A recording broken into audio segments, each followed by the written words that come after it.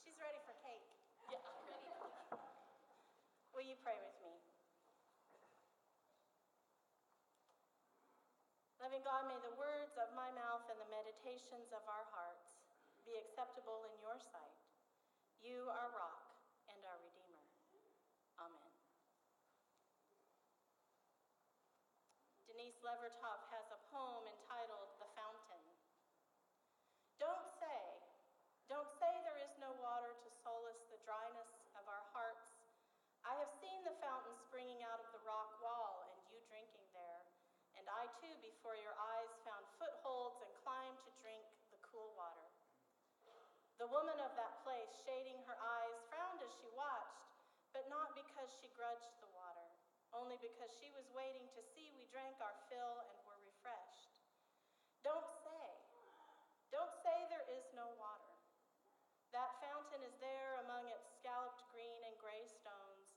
It is still there and always there with its quiet song and strange power to spring in us, up and out through the rock. Last week we heard the story of Nicodemus, who came to Jesus at night. A leader, a learned man, one of the religious elite, an insider, but too much at risk to come and meet Jesus in the light of day. Today's story takes place in the bright light of the midday sun, and it's the longest interaction of Jesus with any person in any four of the Gospels, and yet we don't get to know the woman's name. We decided in Bible study that we liked maybe Dixie or Carrie. Jesus is passing through Samaria, enemy territory for the Jews. He's tired and he's thirsty, and so he stops to rest at this well. Jesus has no bucket, he has no cup, he has nothing to drink from, and so he asks this woman for a drink. This woman with no name has at least 3 strikes against her. First of all, she's a woman.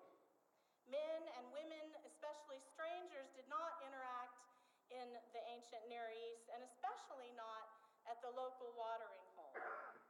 Second, she's a Samaritan.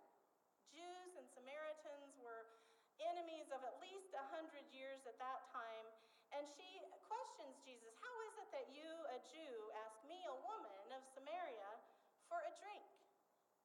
And John even clarifies by telling us Jews and Samaritans didn't share things, especially not sipping water together in the heat of the day at the well. There were Samaritan wells and Jewish wells. And third, this woman is an outsider amongst outsiders.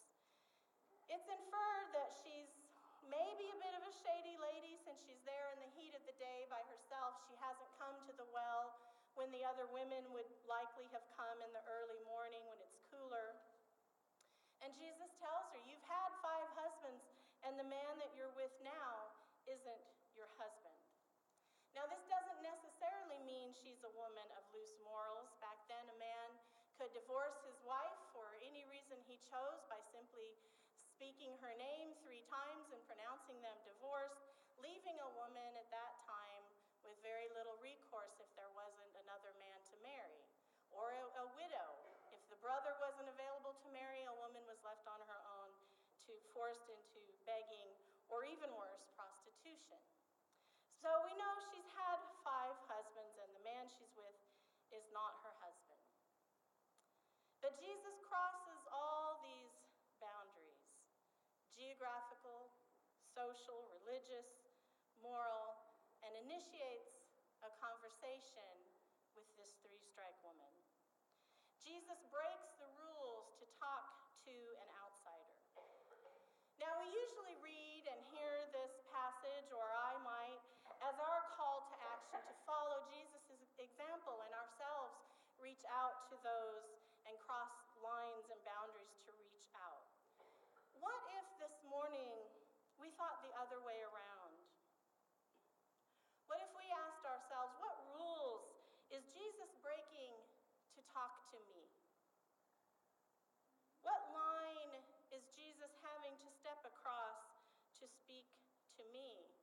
about what is truly important, or what traditions or conventions or things that's just the way it is, does Jesus have to step over to speak to us?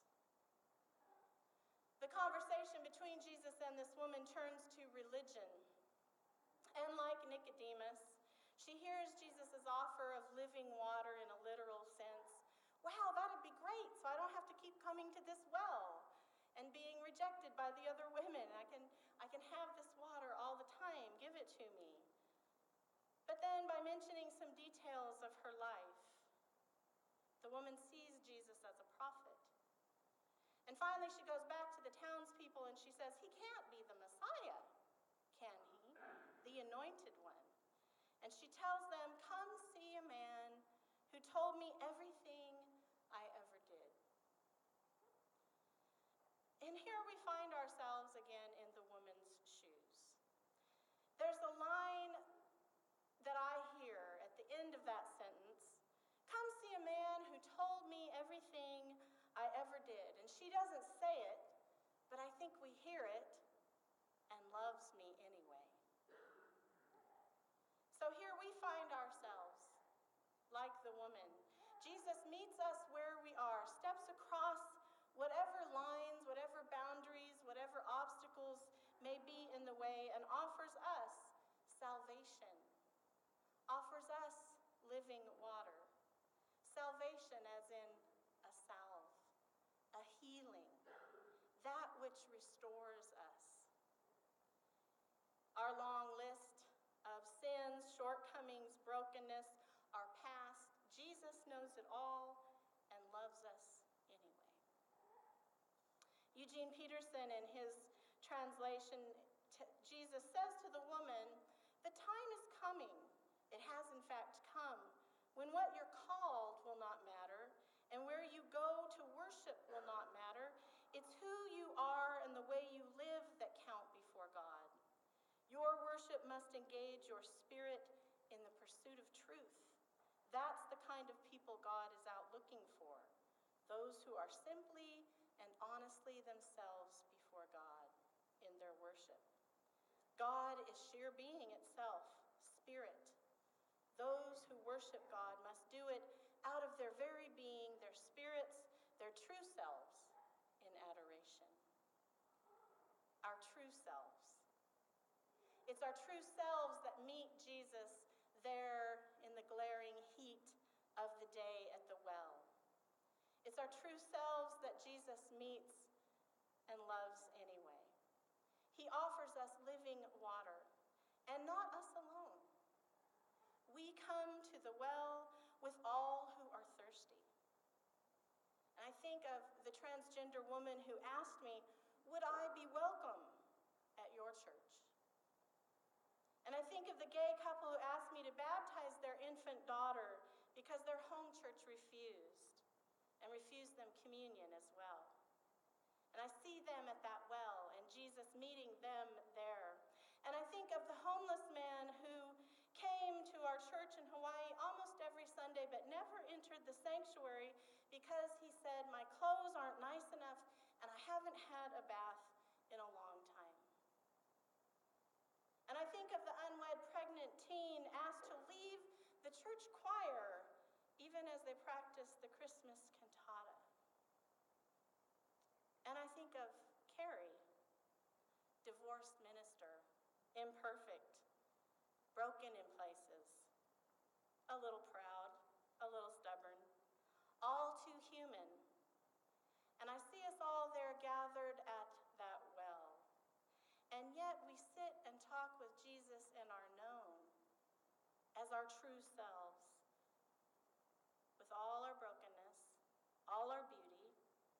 And in Jesus, God offers us a cool drink of water, living water, water that restores life, a place to rest, and enough to share. Amen.